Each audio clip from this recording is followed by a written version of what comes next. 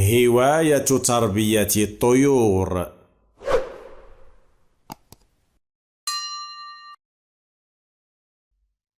منذ صغرها وسلمى تعتني بتربية طيور الزينة في منزل أسرتها. ما كانت طيورها لتعيش كل هذا الوقت في سعادة وطمأنينة لو لم تكن الهاوية الصغيرة متمرسة على تربيتها والتعامل معها برفق، فهي على علم بطريقة الاعتناء بها. يعود فضل ذلك إلى أمها خديجة التي اكتشفت موهبتها وهي تداعب الحمام في الحدائق والساحات العمومية.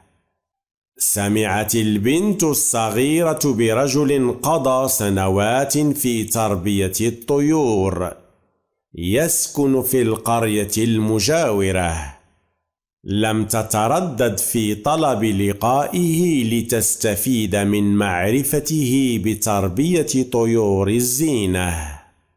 أثناء اللقاء قالت البنت الصغيرة للرجل: أنا أحب الطيور وأريد تربيتها ولا أرغب في ضررها.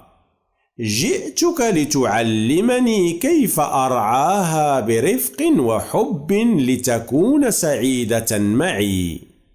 قدم الرجل لسلمى مجموعة من النصائح المفيدة وهو يقول لها: تذكري ما سأقوله لك وسيكون لك ما تريدين.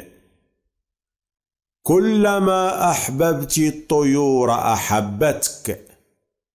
كلما كان مكان عيشها نظيفا كانت الطيور بصحة جيدة.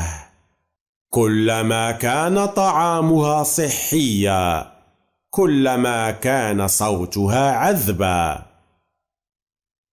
ولا تنسي أن الطيور تحب العيش في فضاء رحب.